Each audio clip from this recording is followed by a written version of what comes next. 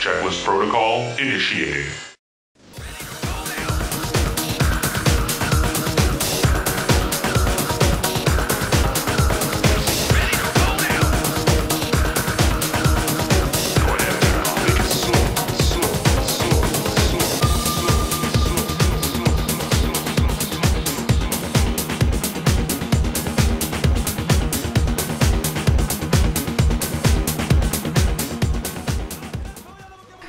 Might have to keep the intro music going for that part.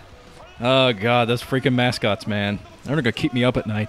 But this is the fourth set between JangBi and Fantasy, and you know what I just realized? I just realized this.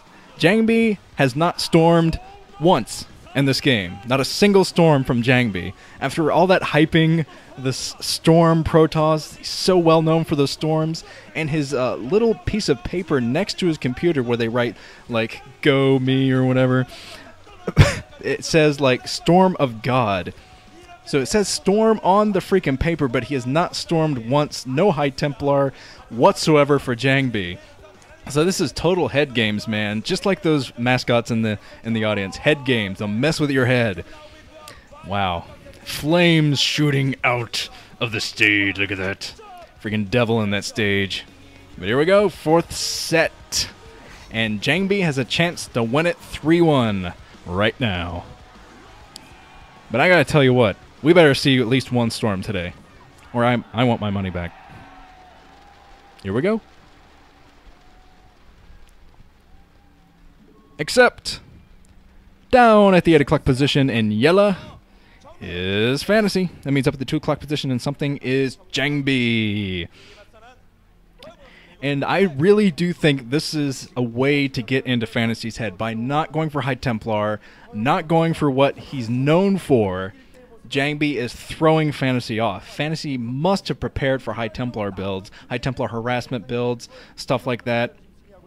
But JangBi hasn't gone for a single storm yet, which is ridiculous. And I can't wait to see what he does on this map, because this is the one map, the one single map in this final that is not Protoss favored against Terran. New Bloody Ridge is the only exception. Pathfinder is, La Mancha is, and Gladiator is favored Protoss over Terran. But of course, last season, bringing back the Stork versus Fantasy parallels again, last season I think most of the maps were Protoss favored as well. Pretty sure they were Protoss favored. And I was saying that Fantasy better hang on until he gets to Gladiator. Was it? No, it wasn't Gladiator. It was another map. Can't remember the map, but it was a Terran favored map, the one Terran favored map. And I was saying if he can hang on long enough to get to that map, and he never got to the map. Just completely crushed Stork 3-0 anyway.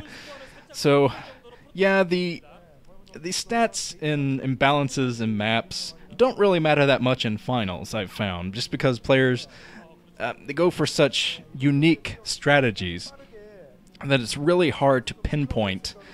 Yeah, you know what I'm saying. But the barracks walling off inside the main for Fantasy. Looks like Fantasy is expecting a lot of aggression from JangBi this time around. A lot of fans in the audience. There is a Fantasy fan getting kind of freaking me out there. I'm getting closer to the to the camera, but okay. Let's see what Fantasy does. He's completely walled in right now, I think, with that barracks, but he's probably going to float away that barracks soon. What, JangBi? What are you doing? Pylon from JangBi? What did I expect?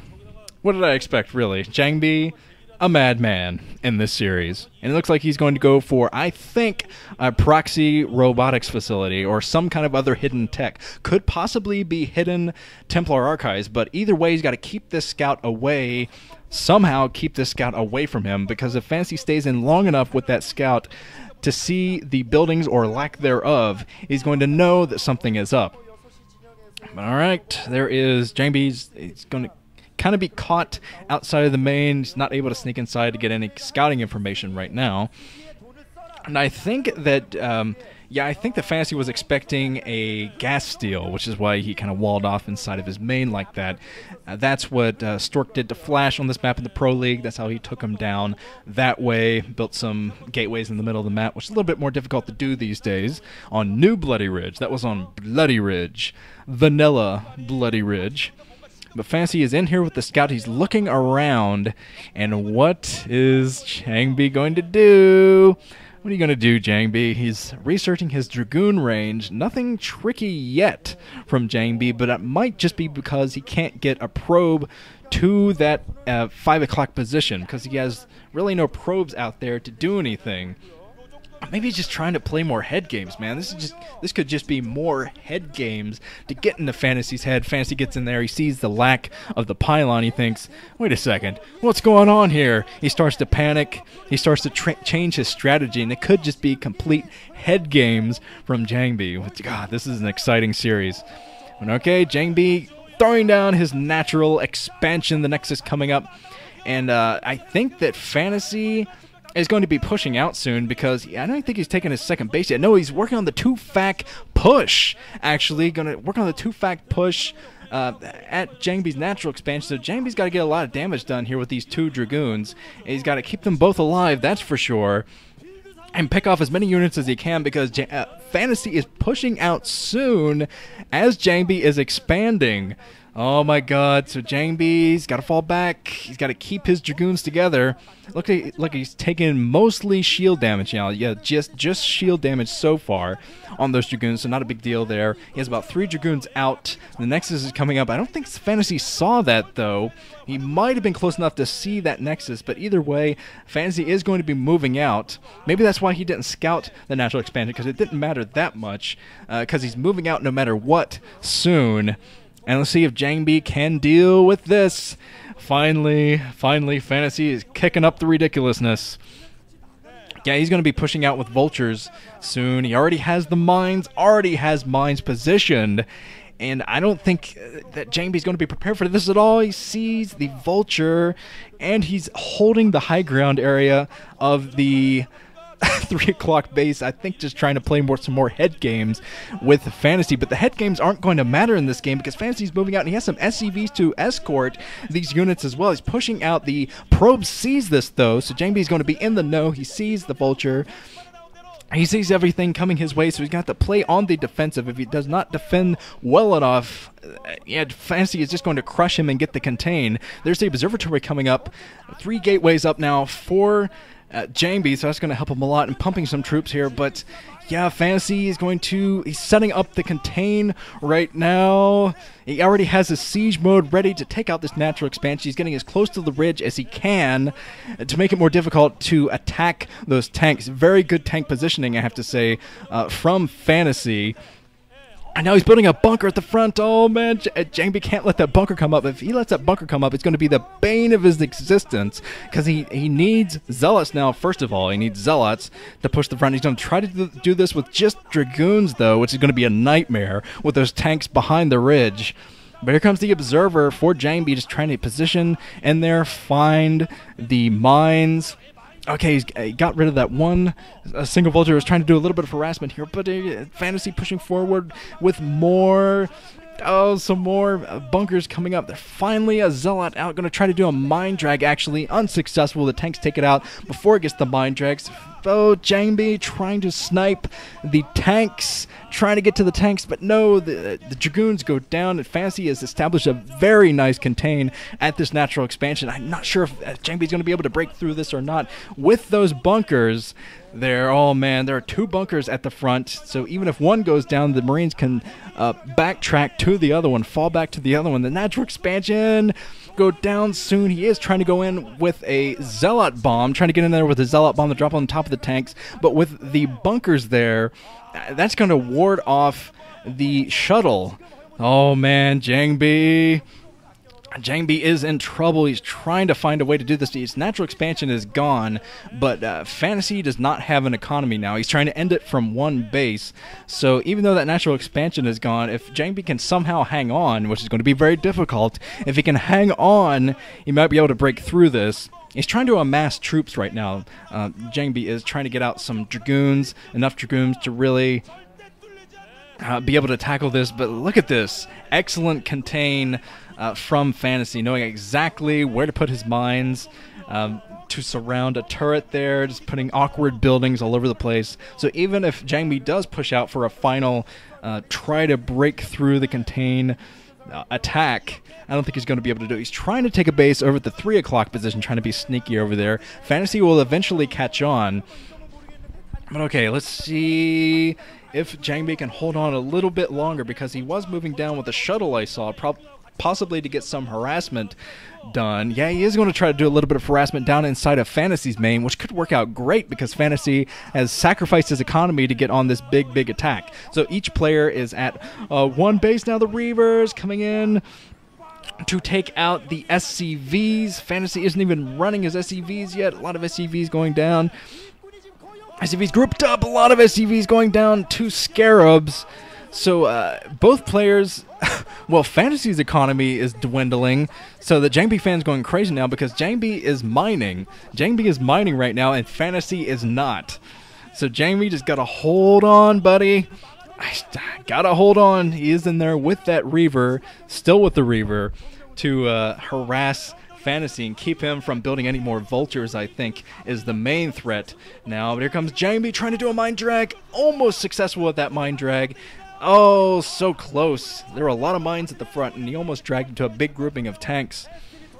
And he dropped 1 Zealot on top of the tanks that I saw, but it wasn't quite enough to really take the splash to those things. So Fantasy continuously to push inside of the main, and I think that JangBi is running out of buildings, first of all. He still has that 3 o'clock position probably coming up soon. But other than that, yeah, his gateways and his production buildings are going to go down soon. He's trying to hold a nice arc to eventually attack Fantasy, but Fantasy, look at the smart tank positioning right next to that ridge, making those tanks almost impossible to get to, unless JangBi does a Zealot bomb or something like that. Okay, here comes JangBi playing on the edge, man. Nice and risky, pushing the front to try to take out those tanks. Unsuccessful in taking out, well, finally got 1 tank there. Fangirl wincing because, yeah, JangBi is going to lose his main soon. There's not much he's going to be able to do about this now because he's lost his production buildings, can't keep up production. He does still have the 1 SCV mining inside of Fantasy's base. At least he's getting a little bit of mining done. Hey, 8 minerals, hooray! But alright, let's see. This is a little bit of a base trade game now from the two, but Fantasy is in a much better position as far as that goes. He just has more troops on the ground, stronger troops. He has the siege tanks, which are going to be extremely difficult to approach.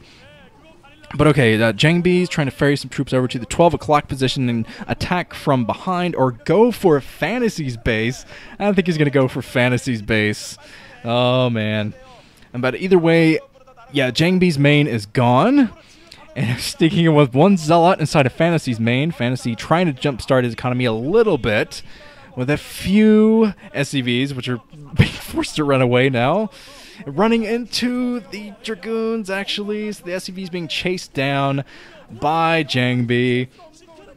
So Fantasy is, yeah, his economy is gone. Both players have no economy. They're just fighting with the units now to try to eliminate one another. There's the command center being floated off, and I think that Fantasy is going to try to hide that command center and keep it from being taken down by hiding it over a ridge. Oh, it's like something I do on BattleNet. All right, everything being floated over to the ridges, just so JangBi can't take it down. Nice, nice. So this is an elimination game now. And I'd say that Fantasy still is in the better position. I don't know if he knows about the 3 o'clock position yet. He's going to know that something's out there now because he just took down all the buildings inside of the main. So he knows that there's something out there. He just doesn't know quite what it is. There is no base at the 3 o'clock. There are just 3 pylons for the wall. Wow. So, yeah, Fantasy's trying to hold his ground now and probably trying to set up another base because, yeah, this is pretty much the only place that Fantasy can expand now is right at JangBi's natural expansion. Well, his ex-natural expansion. The natural expansion, formerly. But okay, JangBi still hanging outside with a few troops. He has some troops, a couple shuttles, and everything being floated away on various parts of the map by Fantasy's floating over here with his command center. Yeah, the observer's pointing it out. He's floating to JangBi's natural expansion with his command center. Ridiculous. So hopefully he can get there soon enough, because otherwise he's not going to have any economy whatsoever, just like JangBi. So JangBi trying to figure out how to attack. He's coming forward with his Reaver, just trying to get in there with the Reaver, take out the tanks in the back. Unsuccessful in doing so. He loses one Dragoon in the process too. Yeah, neither of these guys can really afford to lose anything because they can't pump anything. They just have their troops on the ground. That's all they have. Bisu looking on. The classic Bisu face. Haven't seen that one since July versus Best, where Bisu just his jaw kind of dropped. It was very similar, actually. But yeah, the two bunkers at the front are being Fantasy saving grace here. JangBi drags into one of the tanks. The two tanks left, I think, for Fantasy. This is ridiculous. So Fantasy has two tanks and a few Marines inside of those bunkers. So, yeah, this is still going to be extremely difficult. The siege tanks are right next to the bunkers, meaning you can't really drop the Reaver there unless you want your Reaver to die. When here comes JangBi, he's trying to find a good position to drop the Reaver where he can actually attack the troops, but he's getting a little bit too close to the turrets. I think he's very, very close to those turrets, trying to find a good spot to attack. Trying to surround Fantasy's troops. And there's the command center coming into the natural. So Fantasy will be able to mine soon from JangBi's natural expansion. Nice. So, yeah, and he brought his factories over as well, so he could really just hover over his tanks with the factories if he wanted to. But either way, here comes the base. Here is the base of actually Fantasy dropping his factory in a place where JangBi might drop his Reaver. Very smart from Fantasy. There's no place to really drop the Reaver. And yeah, I think Fantasy takes out the one Dragoon here. Is the Reaver in the back trying to take out the turret. But now Fantasy has mineral intake, which means he'll be able to pump more units soon from his factories. JangBi doing his best now. He has two shuttles. Not sure what else he has left in the shuttles, but I have a feeling he's about to drop all of it on top of the tanks. Yeah, trying to go with the tanks. Yeah, the red shuttle goes down, though. The Reaver is going to go down. That's it. GG. From JangBi, meaning we got a tied up series, and we're going to Game 5, people. The deciding set coming up. Wow. All right, let's do it.